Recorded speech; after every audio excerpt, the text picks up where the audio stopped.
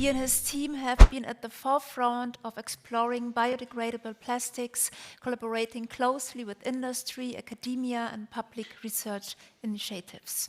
On this journey, spanning 15 years, he'll share eye-opening insights into how biodegradable plastics actually behave in soils, waters, and oceans. Plastic pollution is mostly caused by packaging and single-use items, and simply switching to biodegradable plastics isn't a magic fix. But don't worry, our speaker will reveal why, despite some challenges, biodegradable plastics can be the best solution in certain cases, including the real story behind microplastics. Get ready for a fascinating dive into the science and future of sustainable plastics. A warm welcome to Christian Lott, co-director from Hydra Marine Science, with his lecture on the following topic: why biodegradable plastic polymers are not a nice to have, but a must for certain. Welcome. Welcome. Thank you very much, ladies and gentlemen. Last section and last lecture of today. And we heard so much about the polymers, the possibilities. And I want to give you, as an environmental scientist, also some arguments at hand why we really need biodegradable polymers and plastics made thereof. Because on our journey around the world in the last 30 years, before we became plastic biologists, we were real marine biologists. We often face this problem, and we have a problem. Plastic is found literally everywhere in nature. It's in the sea, lakes, streams, in the soil. It's in the air around. And unfortunately, we found it more and more in plants, animals, and also in humans. So the question is environmental biodegradation a solution to the problem of plastic pollution? And we think if you see this waste in one of the most sought-after diving destinations in the world, in Indonesia, the Coral Triangle, in an ideal world, we would say waste management is key to success, to get rid of this problem of littering. And we would have taken all measures along the waste hierarchy, you know this, and we would have no loss to the environment. Unfortunately, in reality, there are still many actions to be taken, measures to be taken, and we have a decent loss to the environment. Now I want to rush you through the mechanisms that lead to plastic in the environment. There's littering, of course, and this happens all over the world. This happens in our backyard, it happens on our streets. Just some numbers: 500 million, 500 million plastic bags are used in Germany alone for dog poo, and many of these are just dumped along the roads or along the paths where you walk your dog. And an incredible number, 5.4 trillion of cigarette butts are used each year, and many are ending up in the environment. Whoever smokes knows that smokers never throw them to the environment, but still we find a lot. We see these situations when you come by train. This is a German train station. And of course, the measure against this must be awareness. Over and over again, education, but you see often that it has no effect, and we need proper waste management. Where there is no waste management, we have even more problems. And unfortunately, 1/3 of the world population has their waste not collected. So they don't have a chance other than to either burn it, dig it in the forest, or throw it in the waterways, be it here in a canal or directly to the sea. And this is not fake. This is from our friends in Indonesia, where every evening young guys go out of the village and throw it to the ocean. Sometimes there's rudimentary waste management, and as you know, in the United States, most of the trash, of the garbage is still dumped, unsorted to the land. It's a little bit better managed than here, but still you have leakage to the environment. And there's also a high risk of loss for systemic reasons. For instance, for hygiene waste, every minute 300,000 diapers are used, and they end somehow either in incineration or in the environment. There's leakage on all parts of the value chain, so from production to transport to use, and also in waste management. Use, for instance, here in construction leads to the loss of materials. So by cutting plastic items, we lose microplastics that can never be retained. Or we intentionally put, for instance, you have seen this in your close-by do-it-yourself market, plastic to prevent concrete slabs from rubbing against each other, and they are lost. No one cares about it. So there's a high risk of loss during use, and there's also accepted loss to the environment.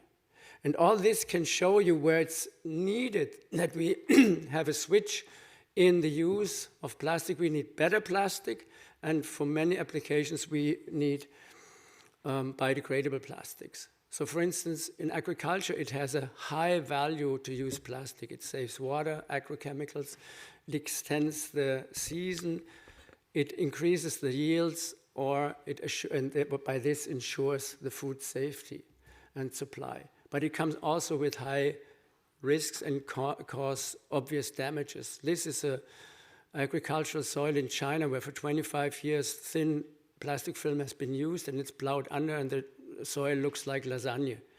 So with no soil fertility anymore. And agriculture, and this is documented in international documents and also national documents, we need a switch to other materials. And there's a lot of calls of action. Just to announce, and we invite also industry partners to contribute with solutions to our upcoming project in the southwest of Germany, together with a region in France and northern Switzerland. And whoever is interested with his products or pre-products to be part of this 4-year journey to reduce the plastic footprint in agriculture may approach me and look what we can do together. Getting back to our original sector, the marine part, so in agriculture, there's a high loss in fisheries and aquaculture. You know about these polystyrene or styrene foam fish boxes, fish attracting devices. There are millions each year lost in the ocean, or mussel socks. So these are nets made mainly from polypropylene over the blue mussel cultures. They float, and eventually they are, after use, just dumped and wash up to the shores. This is from the Adriatic Sea. But we have also other applications you do not think about, but the whole market, for instance, for soft bait is depending on the constant loss of these articles to the environment. And they're so cheap. A pack of 5 costs, I just saw it yesterday, costs 5 euros. Boat paint is constantly abraded. Road markings are from polymers, flags, outdoor textiles, loose fibers, and also lawn trimmers. And the list can be continued. You know about artificial greens for sports, like the sports fields, or also party glitter that is unconsciously just thrown to the environment, where now regulation kicks in. And last not least, many hygiene products are either flushed completely, or as this wet wipe, loose fibers, also normal textiles, but also technical textiles and fiber applications like ropes and lines constantly shed and take their part in accumulation of persistent microplastic to the environment. And also heard today, we intentionally put plastic particles, plastic parts to the environment in the form of coatings for seeds, in the form of slow-release fertilizers or geotextiles. So the problem is known, and many things apply to remain in the environment. The question is, do we want this, and do we further take the risk, or do we change at least in some applications? How can we minimize the accumulation of persistent microplastic in the environment? We must manage better in some cases, which is true for Central European waste management systems. We could stop, as asked by some NGOs, using them, but in most cases this will not be accepted. Or we do it the intelligent way and replace persistent plastic alternatives with environmentally biodegradable ones. So then the next question is, and we heard about plastic materials, what if we want to change the material? We need to consider the requirements for functional life during use. And we also need to know more about the requirements for the end of life. The technical part is quite well covered, but the material properties also play a big role in the environmental biodegradation of these materials. So we need to know about the depolymerization mechanisms and how microbes take up the polymers and convert it into CO2 finally, without leaving any intermediates behind. So the question is, which materials do we have at hand? And these are not that many, and most of them were mentioned today. So it's basically a handful of polymer families, let's call it. From this list you may be aware of, there are some emerging new ones I will mention in a minute. New developments based on FDCA. What is our role in this whole game? So Hydra is a consulting and testing firm. It's a private institute, and we can show how these materials behave in the environment. We can determine biodegradability, so the potential, the material inherent potential to be degraded at all, and we can also tell about the biodegradation rate under certain environmental scenarios. So what we want to make sure is that the balance is always that much that the carbon from the plastic originating is only converted to CO2 and biomass, and no persistent micro nanoplastics or intermediates are left behind. And for that we need to understand, it is also not very common, even in some expert circles, the conditions for biodegradation. So bio means life, and life requires always water, where microbes can be active. So if there's no water, there's no life. If you throw your material, be it also some natural polymer, a protein, into the desert, it will stay for a very long time. So no water, no life, no microbes, no biodegradation. Tests were made by colleagues that were a bit ignorant on these mechanisms, and they used rainwater or dry soil. So how is this done? We have, if you haven't ever seen this, many of your colleagues also, some of your colleagues here in the room also do these tests. We have respirometry tests where we put the ocean into a small bottle and test how much CO2 over time is coming out of the polymer carbon. So what we do, we add a substance and then follow the CO2 generation over time. This gives us a direct proof of the conversion by microbes. But then we want to also know how this behaves in the open field, be it on land, in fresh water, or in the marine environment. And this is how we started 20 years ago when we were asked by Novamont, by the way, was mentioned several times today, whether their materials degrade really in the marine environment. And then we developed these tests, sometimes also now found their way into international standards, where we, with a degradation series, disintegration series of a material that has been proven beforehand in lab tests, over time, and from these time series we can deduce the kinetics, and from the kinetics we can model the half-life of disintegration. And with this at hand, we can either use these direct data or we use erosion data from thick items. And from the erosion data, again, compare different scenarios or materials. And what we can do then is we can numerically compare whether your PBS, PBAT, PBSET, PHAs of whatever kind in a certain environment, in the ocean, in the mud of a mangrove forest, or in a black forest in Germany, are behaving, and we can directly compare the performance and the lifetime.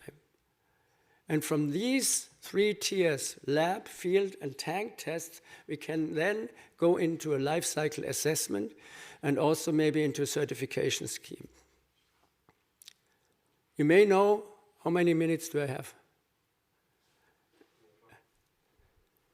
Oh, good.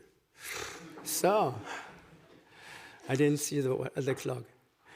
You know this graph, maybe some of you know it. From Nova Institute, we contribute with other experts to this, to set up what is known about the behavior of different polymers that are then made into plastics based on a standard-centered view. So the question is, do these materials comply with the pass and fail criteria of these standard test methods? So for instance, in soil at a temperature of 25 degrees Celsius, 90 degrees of biodegradation within a maximum of 2 years. This is very strict. Only if you pass these criteria, you can then label your material or can be certified according to these standards as biodegradable in soil or industrial compostable from a standard-centered perspective. However, it's not true that if you fail to meet these criteria by a day, you are not biodegradable. It just takes longer. And for this, it's very important also to look from the ecological side on the mechanistic part, what is really happening in nature. So how are the depolymerization processes? Who does the job? Is it hydrolytic chemically, or is hydrolytic mediated by microbial enzymes? Or which mechanism does also play a role? Oftentimes UV light and heat is mentioned, but this only cracks the material to a certain extent, and as soon as UV light is not present anymore, or oxygen is not present anymore, as we heard this morning from the OXO biodegradables, this process will stop. So in the dark, without oxygen, there is no UV triggered oxidation, for instance.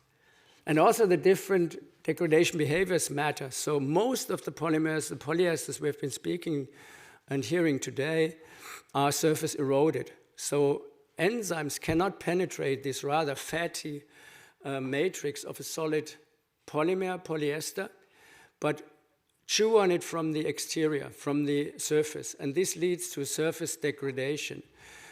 One material stands out, which is PLA, which is mainly hydrolyzed because water can penetrate into PLA up to 2%, and the whole bulk of the PLA polymer is then hydrolyzed from inside, but you do not even see this for a very long time.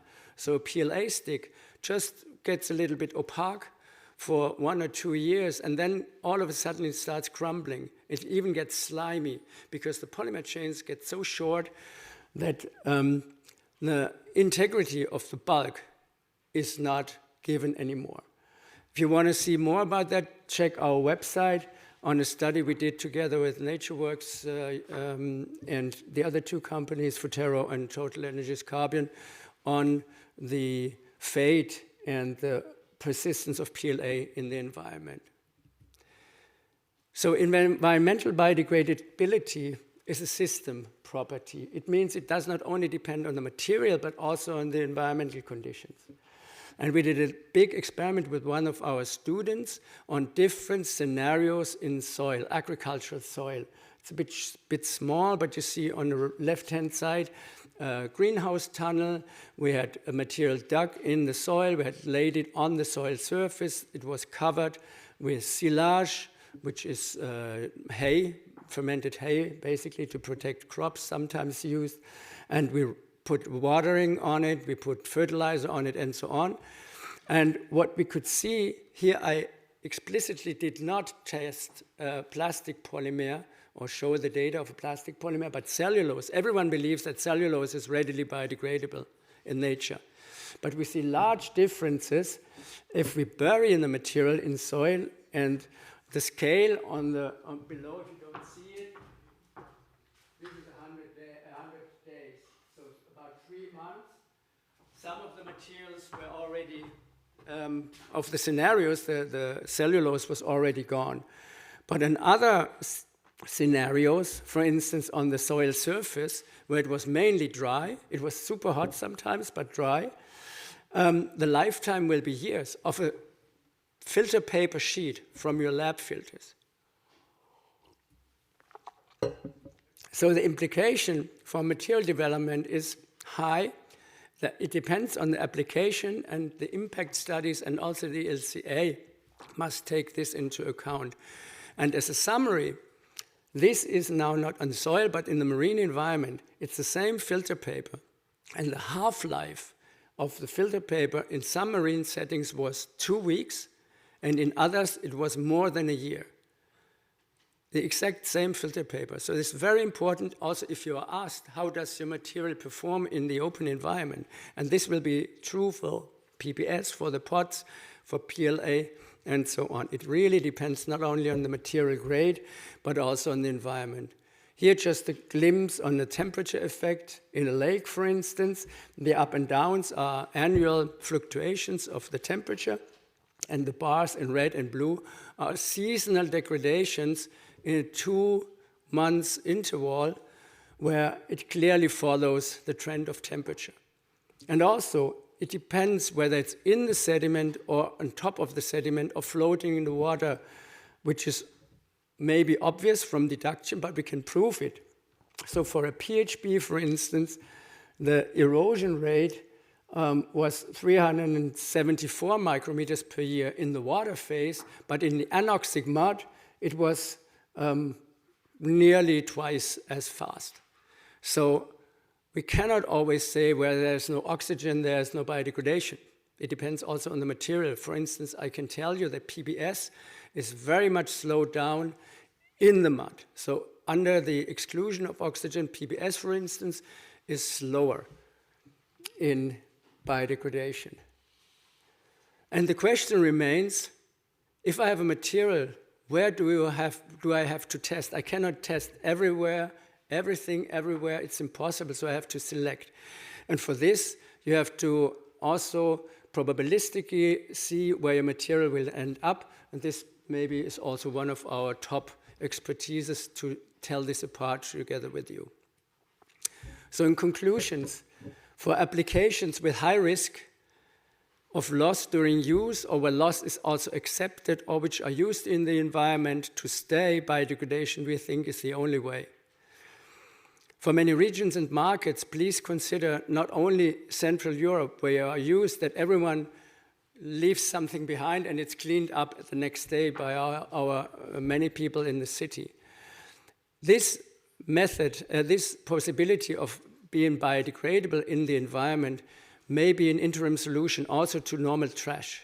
So sad it is, and it's not heard well accepted by NGOs. There are materials available which we can use. So I'm running out of time, but I will rush through this because I have some final remarks. So the polymers, which are degradable in lab tests, will also biodegrade in open environment. Although the specific biodegradation rates may differ. And there's no reason to believe that a homogeneous material will not degrade once it's started if you do not change the conditions. We also have to do an expectation management. So environmental scientists and also material developers and all other stakeholders need a basic mechanistic understanding of biodegradation and its limiting factors for informed decision making. And with this, we should use biodegradation wisely wherever possible, wherever it is meaningful, still keeping the waste hierarchy in mind. There's innovation going on, as I said, with this Rebiolution project we're working in.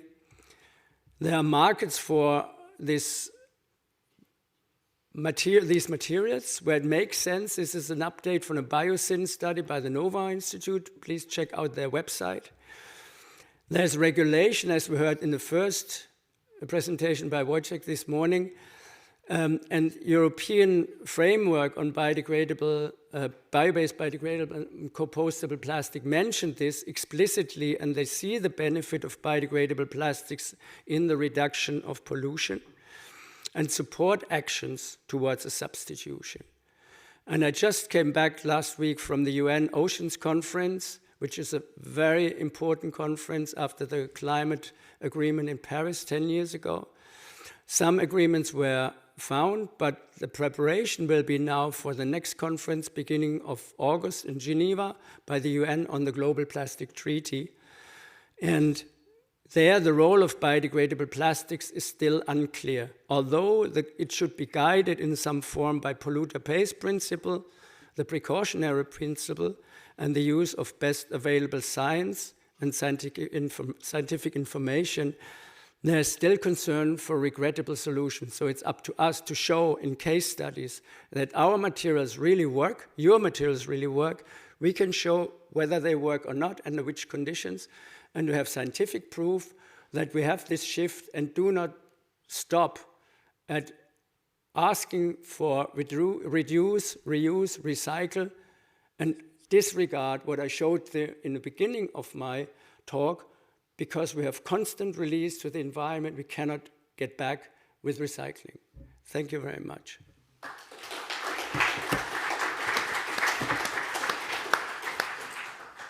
Thank you very much, Christian Lott, for these conclusive words. Ooh. And you will also receive a nice plant. Yeah. Thank you Please do so. Write us an email if it's working. Get some water. We do hope so. Yeah, I really enjoyed your speech because it reminds me on my past and BSF times. You've mentioned them as partners at that time. So I think besides all this kind of interesting challenges coming up with PPWR and other regulations across the USA in packaging, for biopolymers, I see here as well some interesting new opportunities which might pop up if we use them wisely. Also, I like your recommendation at the end, where to remind on the waste hierarchy again, which is quite important to say anytime. So really welcome. Thank you so much. Thank you very much, Christian Lott. It was a pleasure having you on stage. Yeah.